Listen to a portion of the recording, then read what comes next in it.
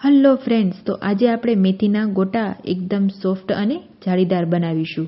તો આ રેસીપી છેલ્લે સુધી જોવાનું ભૂલતા નહીં. તો સૌથી પહેલાં આપણે 1 બાઉલ જેટલો ચણાનો લોટ લઈ લીધો છે, જેને મેં ચાળી લીધો છે. હવે તેમાં 1 વાટકી જેટલી ઝીણી સમારેલી મેથી, 1 વાટકી જેટલી ઝીણી સમારેલી કોથમીર, 3 થી 4 નંગ એવા લીલા અને તીખા મરચાં અને સૂકું અને લીલું લસણ ઝીણું સમારેલું, ત્યારબાદ અધકચરો વાટેલો મરીનો પાવડર,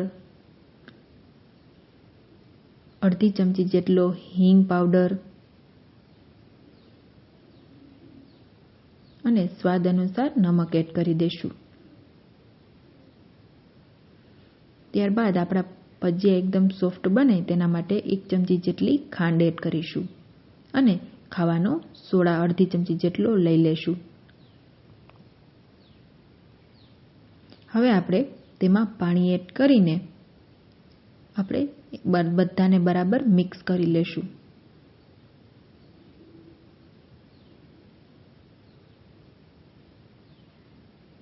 આવી રીતે હળવા હાથેથી આપણે બધા જ મસાલાને મિક્સ કરી લેશું. વધારે આપણે ફેટવાનું નથી આ બેટરને, બસ હળવા હાથેથી આવી રીતે મિક્સ કરવાનું છે.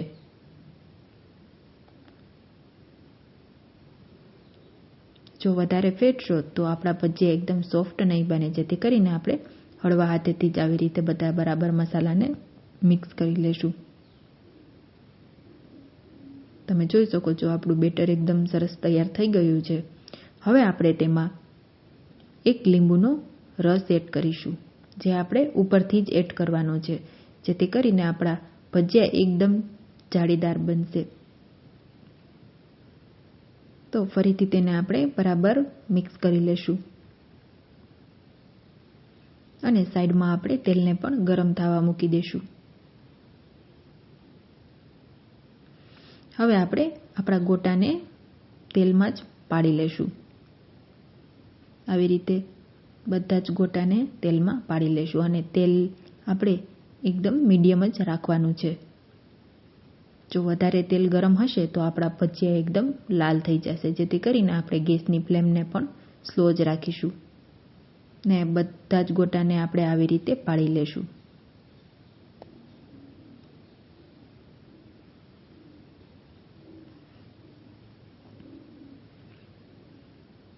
તમે જોઈ શકો છો આપણા ગોટા એકદમ સરસ ફૂલીને એકદમ દડા જેવા થઈ ગયા છે અને એકદમ વ્હાઈટ પણ દેખાય છે, લાલ બિલકુલ નથી થયા. તો વચ્ચે વચ્ચે આપણે તેને ચારાથી ફેરવતા જઈને આ ગોટાને 1-2 મિનિટ સુધી પાકવા દેશું.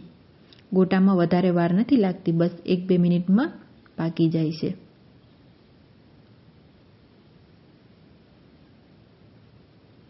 તો ગરમા ગરમ એવા મસ્ત એવા મેથીના ગોટા તૈયાર થઈ ગયા છે.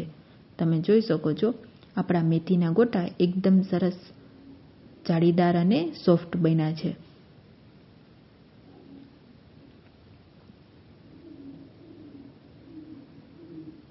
જો શિયાળામાં આ મેથીના ગોટા મળી જાય તો મજા જ કંઈક અલગ છે. તો તમે પણ એકવાર આ મેથીના ગોટા જરૂરથી ટ્રાય કરજો અને રેસીપી કેવી લાગી તે કમેન્ટ જરૂરથી કરજો અને મારા ચેનલને સબસ્ક્રાઈબ કરવાનું ભૂલતા નહીં. થેન્ક યુ મિત્રો.